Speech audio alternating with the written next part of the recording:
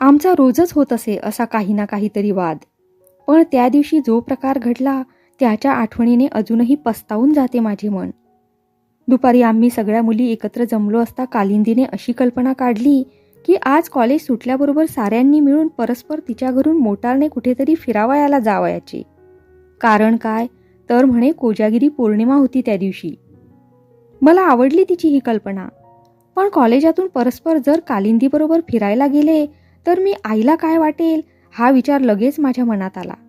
शिवाय तिच्या कार्यक्रमातले ते कुठेतरी आणि किती वेळ हे सारे अनिश्चित होते. म्हणून मी तिला म्हटले, हे बघ गडे, मी आधी घरी जाऊन आईला सगळं सांगून येईन तुझ्याकडे, आणि काही झालं तरी नवाच्या आत परत आलं पाहिजे मला घरी. त्यावर ती हसून म्हणाली, तू की नाही उगाच 2 वर्ष कॉलेजात काढली सोनू. अगं आपण मुली मुली जाणार घरच्या मोठात इथून, त्यात तुझ्या आईला न आवडण्यासारखं एवढं काय आहे ग. जरा घरट्यातून बाहेर पडून जग पाहिल्याशिवाय भीती जाणार नाही. आपण असं करू, तुम्हा सगळ्यांच्याच घरी मी निरोप पाठवीन आमच्या गड्याबरोबर, मग तर झालं ना. पण गडे तू नुसत्या अडचणी नको उत्पन्न करू आपल्या या बेतात आता. तिच्या त्या लागवी बोलण्यावर उत्तर सुचले नाही मला काही. व मधल्या सुटीनंतर वर्ग सुटण्याच्या वेळी अरुला मुद्दाम गाठून मी सांगितले, मी आज कॉलेजातून परस्पर जाणार आहे कालिंदीकडे, कदाचित वेळ होईल मला घरी यायला थोडासा. त्यावर तो काही बोलला नाही, पण त्याने अशा काही चमत्कारिक नजरेने माझ्याकडे पाहिले की मला अतिशय राग आला त्याचा. आणि इतका वेळ आईची संमती न घेता परस्पर जाण्याबद्दल जे माझे मन थोडे चाचरत होते ते अगदी घट्ट झाले त्या रागाच्या भरात. संध्याकाळी 4 वाजल्यापासून आमचा वेळ खरोखरीच त्या दिवशी फार आनंदात गेला. समुद्राकाठचे सुंदर चांदणे, कधी न लाभणारी मनसोक्त स्वतंत्रता व समवयस्क मैत्रिणींचा खेळकर सहवास, आम्हाला कळले नाही गप्पात वेळ कसा गेला ते. कालिंदी तर त्या दिवशी इतकी आनंदात होती की आपल्या प्रणयाची सारी हकीकत, कॉलेजात आपली कर्णिकांशी ओळख कशी झाली, त्या ओळखीचे पर्यावसान प्रेमात कसे झाले, आपल्या वडिलांनी लग्नाच्या कल्पनेला प्रथम विरोध कसा केला, इत्यादी नाना प्रकारच्या गोष्टी खूप रंगून सांगितल्या तिने. विशेषतः MA ची परीक्षा झाल्यावर मे मध्ये जेव्हा आपले लग्न होईल तेव्हा बॉम्ब गोळा पडल्यासारखी आपली जात कशी किंचाळत उठेल याचे तिने इतके गमतीदार वर्णन केले की आमची हसता हसता पुरेवाट झाली अगदी. आम्ही परत यायला निघालो तेव्हा 10 वाजून गेले होते. इतका वेळ काही वाटले नाही मला त्या उशिराचे, पण मोटारीत बसल्यावर मात्र माझे मन अस्वस्थ झाले फार. मी मोटारीतून खाली उतरले तेव्हा आई व्हरांड्यातच बसली होती. ती मला पुरत्या पायऱ्या चढू न देताच म्हणाली, हद्द झाली बाई तुझ्या भटकण्याची अनु. अगं कॉलेजात गेलं म्हणून काय साऱ्याच गोष्टींची पर्वा सोडून द्यायची असते का. कालिंदीचं ठीकच आहे, अर्धा मुर्धा साहेब आहे तिचा बाप, पण आपलं कसं चालेल त्यांच्यासारखं वागून. अगं पण आई, मी निरोप पाठवला होता ना उशीर होईल म्हणून. मी काहीतरी बोलायचे म्हणून म्हणाले. अरू बरोबर सांगून पाठवलं होतंस तोच ना तुझा निरोप. पण म्हणून काय 12 वाजवायचे का घरी यायला. तो सुद्धा उपाशी बसलाय वाट पाहत तुझी. बरोबर कोणी घरचं पुरुष माणूस नाही, एकट्या मुलींनी इतकं अपरात्री हिंडणं शोभतं का तुम्हाला. या तिच्या बोलण्यावरून कळून चुकले मला की कालिंदीच्या गड्याबरोबर मी पाठवलेली चिठ्ठी काही पोचली नाही तिला. मी तशीच न बोलता वर गेले. माझा सारा राग अरूवर काढला. अगदी सांगकाम्याप्रमाणे पोचवलास तू निरोप माझा आज, मी त्याला म्हणाले. तो कसा बुवा, त्याने हातातले पुस्तक मिटून विचारले. त्याच्या चढलेल्या भुवयात इतका उपरोध भरलेला होता की मला अतिशय चीड आली त्याच्या त्या वागण्याची. व मी त्याला म्हणाले, तुम्हाला सुद्धा पसंत नव्हतं वाटतं माझं आज कालिंदीबरोबर फिरायला जाणं. अर्थात नाही, तुला माहीत आहे ना लोक तिच्याविषयी काय बोलतात ते, तो रागाने म्हणाला. असतील बोलत, मला काय करायचं आहे लोकांशी. कॉलेजात जाणाऱ्या कोणत्या मुलीविषयी लोक चांगलं बोलतात तर परवा करावी आम्ही त्यांच्या मताची. पण तुला शोभतं का असं बोलणं तिच्याविषयी. तरी बरं, भवभूतीचा अभिमान अगदी उतून चालला आहे. तुला ती आवडत नसली म्हणून काय झालं. तुझ्या आवडीनिवडीवर थोडंच माझं आयुष्य अवलंबून आहे, मी संतापाच्या भरात म्हणाले. त्यावर तो थोडा वेळ काही बोलला नाही. नंतर एक उसासा टाकून म्हणाला, ठीक आहे, असं असेल तर बोलणंच कुठलं सारोमुळी. मनूला भेटावयाला जाण्याचे जीवावर आले होते अगदी माझ्या. गेल्या 3 वर्षात ती कितीतरी वेळा माहेरी आली असेल, पण आज तिच्या येण्याची आईने दिलेली बातमी संकटासारखी वाटली मला एखाद्या. त्यांचा ना आमचा घरोबा जरी आता पूर्वी इतका राहिलेला नव्हता, तरी आम्हा दोघींच्या प्रेमात मात्र मुळीच अंतर पडलेले नव्हते.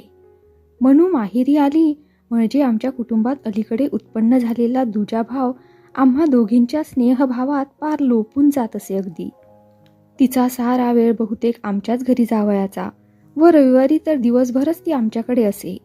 आईला तर हरेक बाबतीत तिचे केवढे कौतुक होते.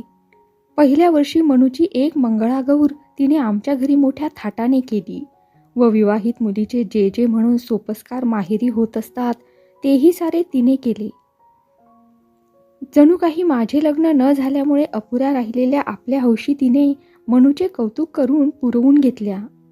आज ती मनू आल्याचे कळल्याबरोबर तिला जी भेटून आली ती देवापुढे कितीतरी वेळ रडत बसली होती व मला तिने एवढेच सांगितले, अगं भेटून घेऊन ये तू तिला इथंच राहायला 4 दिवस.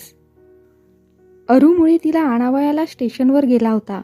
तो त्या दिवशी असा बावरल्यासारखा वागत होता की त्याला माझ्याबरोबर चल असं म्हणण्याचा धीरच होईना मला. राहून राहून सारखे वाटे. तिथे जाऊन मी काय बोलू मनुष्य? कोणत्या शब्दांनी तिच्या पोळलेल्या मनाचे सांत्वन करू? तिच्या लग्नाच्या दिवशी मी तिला भेटायला गेले होते त्याची आठवण झाली मला आज. त्यावेळी आपले लग्न झाल्याबद्दल वाईट वाटले होते तिला, पण मागाहून तिचे मन संसारात किती लवकर रमले. रोप एका जागीचं काढून दुसऱ्या जागी लावलं म्हणजे प्रथम ते अगदी कोमेजून जाते.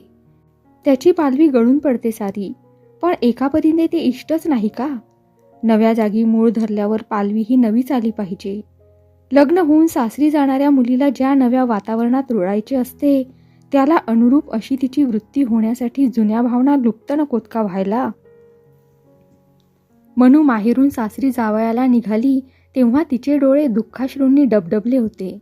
पण नवऱ्याची ओळख होऊन जेव्हा ती सासरहून परत आली तेव्हा तिथल्या गोष्टी सांगत असताना तिच्या डोळ्यात आनंदाश्रू चमकताना दिसले मला. मांडवापेक्षा वृक्षाचा आसरा वेलीला सुखकर वाटावा हे स्वाभाविकच आहे. नाही तरी एखाद दुसरे मूल तिला झाले असते आणि मग हा प्रसंग तर तेवढाच नसता का तिला एक आधार झाला?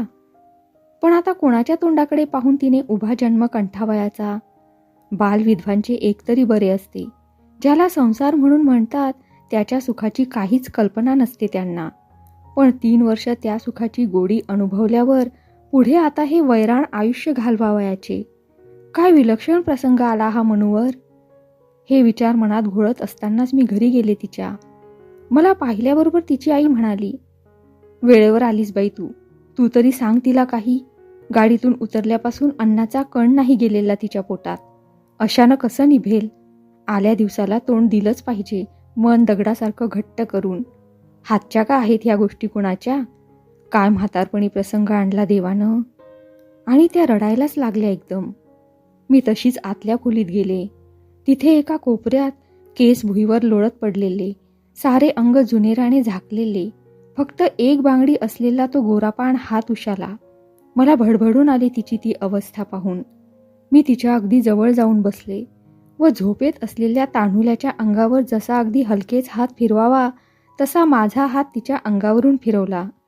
त्याबरोबर जोराने हुंदका देऊन ती उद्गारली, कसं होईल गणू आता माझं? आणि धडपडत उठून माझ्या गळ्यात दोन्ही हात घालून हंबरडा फोडला तिने.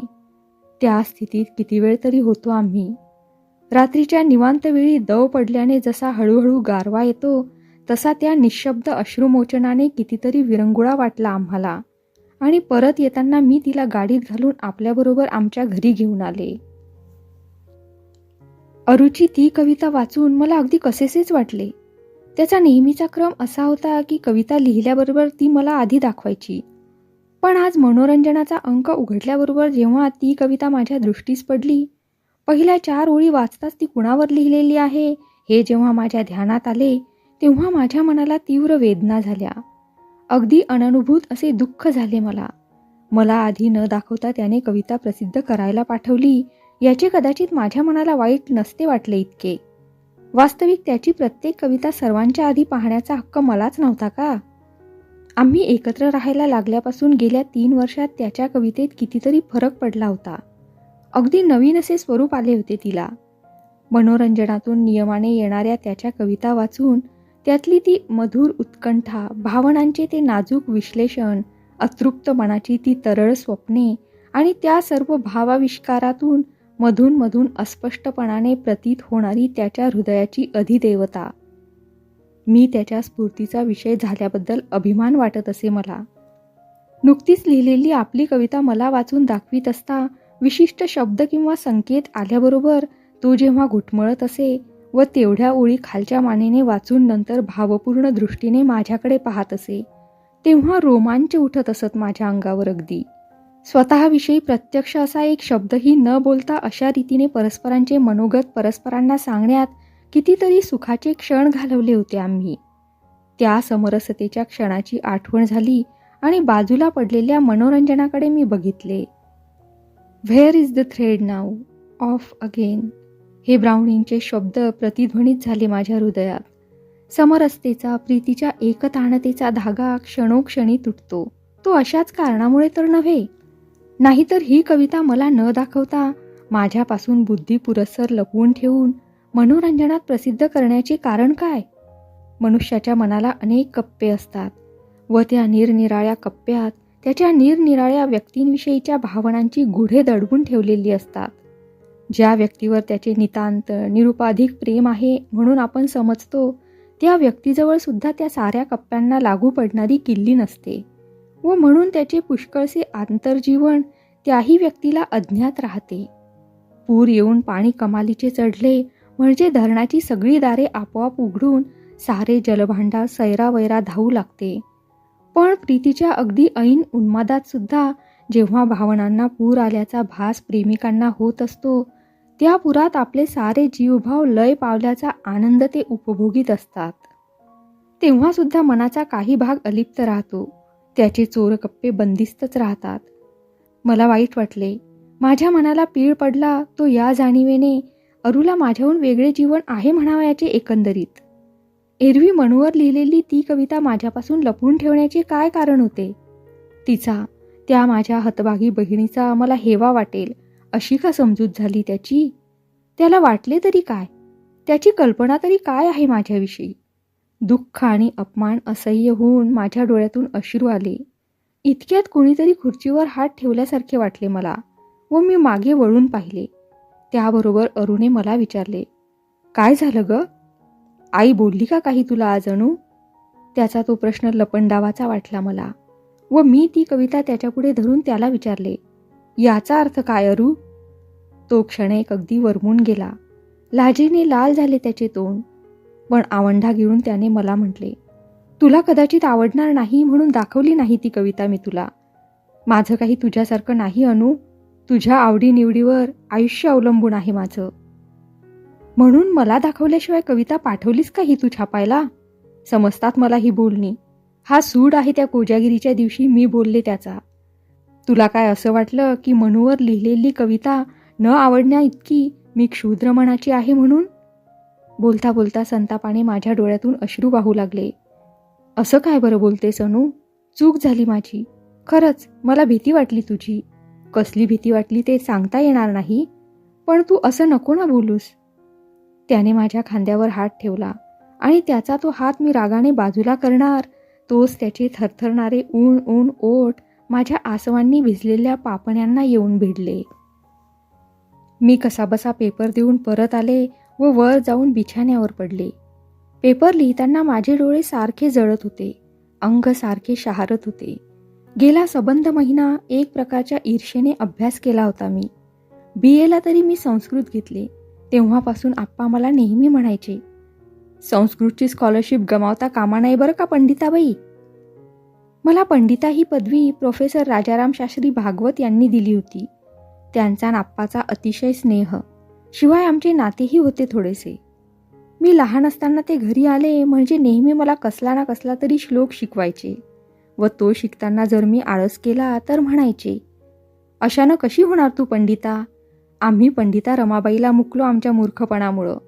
तिची जागा भरून काढण्यासाठी आता पंडिता अनसुयाबाई झालं पाहिजे तुला. धर्मशास्त्राचं अध्ययन करून स्त्रियांच्या हक्कासाठी झगडायला न त्याच्या उन्नतीचं कार्य चालवायला तयार असलं पाहिजेस तू बरं का. त्यांच्या या अर्धवट थट्टेने पण वस्तुतः आंतरिक तळमळीने काढलेल्या उद्गाराचा परिणाम आप्पांच्या आणि त्याहीपेक्षा माझ्या मनावर फार झाला. प्रवेश परीक्षेच्या वेळेला जेव्हा जगन्नाथ शंकर शेठची शिष्यवृत्ती माझी 5 मार्कांनी गेली तेव्हा अतिशय वाईट वाटले मला. त्यावेळी माझे समाधान करण्यासाठीच बहुधा आप्पा मला असे म्हणाले होते, आहे काय त्या स्कॉलरशिपमध्ये एवढं? नुसती घोकमपट्टी लागते ती मिळवायला. तुला जर आपल्या बुद्धीचं तेज दाखवायचं असेल तर BAच्या वेळी दाखवते. ते माझ्या अभ्यासाची चुकूनही कधी चौकशी करीत नसत, पण त्यांचे ते शब्द खोल घर करून बसले होते माझ्या मनात. त्यामुळे अलीकडे माझ्या जीवाला जरी पूर्वी इतकी स्वस्थता नव्हती तरी मी शेवटचा महिना 1.5 महिना अतिशय श्रम घेतले अभ्यासावर. त्याचा माझ्या शरीरावर झालेला परिणाम बघून आई केव्हा केव्हा म्हणत असे, करायचं काय आहे मिली ती स्कॉलरशिप मिळवून? उगाच रक्ताचं पाणी करून घेते आहेस तू अणू आपल्या. परीक्षेच्या वेळी अंथरूण धरण्याची पाळी मात्र येईल असल्या या अघोरी अभ्यासानं. यावर आप्पा तिला म्हणायचे, अगं तुला काय कळतंय त्यातलं? तिला पंडिता म्हणून मिरवायचंय ना जगापुढे, म्हणून धडपड चालली आहे तिची इतकी. ती पंडिता झाली म्हणजे मग तुला रोज नव्या देवळात जाण्याचं काम पडणार नाही मुळीच. घरच्या घरीच तुला सारी शास्त्र पुराणं ऐकविल ती. दिसतंच आहे ती कसलं शास्त्र ऐकवणार आहे ते मला. असली कसली मेली रक्त जाळणारी विद्या, आई त्यांना म्हणायची. पण तिचे भाकीत जवळजवळ खरे ठरले. परीक्षेच्या 2 दिवस आधीच आपले अंग रात्रीचे तापून येते अशी शंका आली होती मला. पण मनाच्या निश्चयाच्या जोरावर मी परीक्षेतून अगदी अपेक्षेपेक्षा चांगल्या रीतीने पार पडले. मात्र शेवटचा पेपर अर्धा लिहून होतो न होतो तोच माझ्या हातापायाची आग होऊ लागली. डोळे काम करावयाचे नाकारू लागले जणू काही. यश आटोक्यात आल्याचे दिसल्याबरोबर शरीरावरील निश्चयाचा ताबा सुटून त्यावर तापाचा पगडा बसला. त्या दिवशी रात्रीच माझा ताप 3 पर्यंत चढला व ती सारी रात्र तळमळत काढली मी. पुढचे 8 दिवस कसे गेले ते आता माझे मलाच आठवत नाही नीटसे. कारण अर्धवट ग्लानी आणि अर्धवट भ्रम यांच्या गुंगीत मृत्यूच्या सरहद्दीवर घोटाळत होते मी. पण त्या आजारातला एक प्रसंग मात्र मला अगदी पक्का आठवतो. त्या प्रसंगाने माझ्या आयुष्यावर विदारक परिणाम केलेला असल्यामुळेच कदाचित त्याच्या स्मरणाचे शल्य इतक्या तीव्रतेने माझ्या मनात डाचत असेल. माझ्या तापाचा 7वा किंवा 8वा दिवस असेल तो. संध्याकाळ झाल्यामुळे आई देवाजवळ दिवा लावण्यासाठी गेली होती व अरू बर्फाची पिशवी माझ्या डोक्यावर धरून उशाशी बसला होता. त्या पिशवीला सुटलेल्या पाझराचा गार ओघळ माझ्या मानेवर आल्यामुळे दचकून डोळे उघडले मी. त्याबरोबर अरू माझ्या गालाजवळ तोंड आणून म्हणाला, काय झालं अनु? बरं वाटतंय ना तुला आता? त्याच्या त्या प्रश्नाने शून्यतेत विलीन झालेले माझे मन तिथून बाहेर आले व स्थिर दृष्टीने त्याच्याकडे बघून मी काहीतरी आठवण्याचा, काहीतरी बोलण्याचा प्रयत्न केला. त्याची दृष्टी माझ्या दृष्टीत मिसळली होती. श्वास माझ्या श्वासात मिसळला होता. त्याच्या डोळ्यातून एकवटून मजकडे निश्चलतेने पाहत असलेल्या त्याच्या करुणातूर प्रीतीने माझ्या क्षीण संतप्त शरीरातील सारे चैतन्य जणू जागृत केले व त्या आवेगात मी त्याला विचारले, अरू, तू असाच राहशील नेहमी माझ्याजवळ? मला सोडून नाही ना जाणार कधी? त्याबरोबर माझे हात आपल्या हातात घेऊन तो म्हणाला, अनु, तुझ्या इतकं दुसरं काय आहे प्रिय या जगात मला? आणि त्याच्या डोळ्यातले अश्रू टपाटपा माझ्या गालावर पडले. मी आजारातून उठल्यावर लगेच लोणावळ्याला गेलो आम्ही. कालिंदीच्या वडिलांनी आपला एक बंगला आम्हाला राहायला दिला होता व दुसऱ्या बंगल्यात त्यांची मंडळी राहत असत. आम्ही तिथे गेल्यावर 8 दिवसांनी लग्न झाले कालिंदीचे. तिच्या आईची फार इच्छा होती की लग्नाचा समारंभ मुंबईला थाटाने व्हावा. पण जातीतल्या माणसांचे दुरुद्गार कानावर पडावयाला नकोत या उद्देशाने तिच्या वडिलांनी तो लोणावळ्यासच उरकून घेतला. मुंबईतल्या गर्भश्रीमंत पाठारे घराण्यातली कालिंदी न अरविंद गुणी पण गरीब कायस्थ. आईच्या, वडिलांच्या आणि जातीच्याही रोषाची पर्वा न करिता आपल्या त्या आवडत्या सहाध्यायाशी लग्न करण्याचा निश्चय तडीला नेण्यात कालिंदीने दाखवलेल्या मनोधैर्याचे कौतुक वाटत असे मला फार. लग्नानंतर तिच्या उल्हासी आणि खेळकर वृत्तीला ऊत आला अगदी. आणि तो का येऊ नये? ज्या प्रेमासाठी गेली 4 वर्ष तिने नाना प्रकारचे अपवाद सोसले न नाना तऱ्हेची आमिषे लाथाडली, त्या प्रेमाने तिच्या जीवनाला आता पूर्णता नव्हती का आणली? त्या पूर्णतेचा आनंद तिच्या प्रत्येक हालचालीतून, वृत्तीतून न कृतीतून नाचत निथळत होता जणू काही. टेनिसच्या कोर्टावर रोज सकाळी खेळताना आम्हा सर्वांचा डोळा चुकवून तिच्या त्या नाजूक प्रेमचेष्टा अरविंदाशी सारख्या चालत असत. किंवा रात्री ब्रिजच्या रंगलेल्या डावातून त्यांना उठवून त्यांच्याबरोबर एकटेच फिरावयाला जाताना तिच्या डोळ्यात जी लकाकी खेळत असे. प्रणय जीवनाचा तो आनंद एकदा मनसोक्त उपभोगायला मिळाल्यानंतर मग पुढले सारे आयुष्य जरी दुःखात पिचत कंठावे लागले तरी काय परवा. सृष्टीत असे अनेक प्राणी असल्याचे आपण ऐकत नाही का, की जीवनातल्या वसंताचा सारा सौरभ लुटल्यावर ज्यांचे आयुष्य संपून जाते, ज्यांच्या सौंदर्याचा लोप होतो. तसेच आपलेही झाले असे समजावे फार तर. पण ज्या प्रेमामुळे भावना बहरून जातात न बुद्धी मोहरून जाते, त्याचा उपभोग एकदा तरी घ्यावाच घ्यावा. कालिंदीचे प्रेमजीवन बघून मला पडणाऱ्या त्या स्वप्नातून मी पुष्कळदा अगदी दचकून जागी होत असे. आम्ही इतके जवळजवळ राहत होतो ना, पण टेनिसचा खेळ सोडून एरवी सहसा कधी अरू आमच्यात मिसळत नसे. कालिंदीविषयी त्याच्या मनात काय एवढी अढी असावी याचा राहून राहून चमत्कार वाटत असे मला. मी त्याला खोदून खोदून विचारले एकदा त्याबद्दल. तेव्हा तो तुटकपणाने मला एवढंच म्हणाला, मला की नाही तिचं ते सारं प्रेम पहिल्यापासून उथळणी थिल्लर वाटत आलं आहे अगदी. छान, ज्या प्रेमाकरता तिनं इतका स्वार्थत्याग केला त्याला तू उथळ म्हणतोस होय, मी म्हणाले.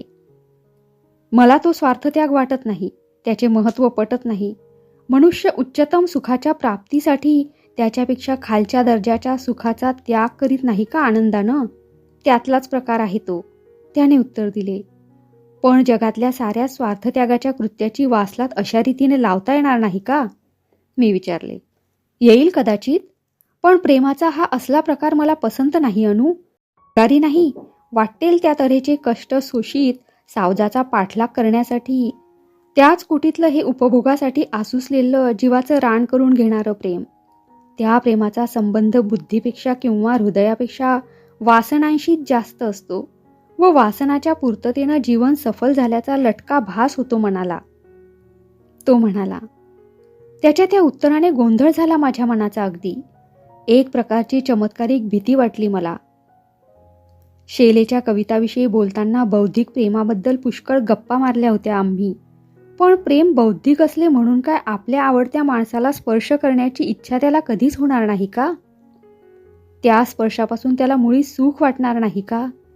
अरुची कल्पना आहे तरी काय प्रेमाविषयी, मी त्याला विचारले. प्रेमाला उपभोगाची आवश्यकता नाही. उपभोगाची इच्छा केल्याने त्याची किंमत कमी होते असं वाटतं का तुला? होय, प्रेमाचं पर्यावसान उपभोगात व्हावं ही कल्पनाच मुळी सहन होत नाही मला. सुंदर वस्तूच्या चिंतनात जे सुख आहे ते तिच्या उपभोगात नाही. उपभोग म्हटला की त्याच्या पाठोपाठ उपरती आलीच. प्रेमी माणसांना पुष्कळदा जो एकमेकांचा कंटाळा येतो तो उपभोगानंतर प्रेमातली जादू उडून गेल्यामुळंच. कालिंदीचं प्रेम म्हणजे शुद्ध वासनांचा खेळ आहे अनु, तो आवेशाने म्हणाला. माझे मन अत्यंत अस्वस्थ झाले त्याच्या बोलण्याने. जानकीच्या स्पर्शाने रामचंद्राला मूर्छेतून जागृत करणारा भवभूती काय नादान होता का? ते त्याचे प्रेम जर उदात्त नसेल तर जगात उदात्तता राहिली तरी कुठे मग? छे छे, काहीतरी चुकते आहे अरुचे. कुठेतरी वैगुण्य आहे त्याच्या विचारसरणीत. अशी सारखी रुखरुख लागून राहिली माझ्या जीवाला.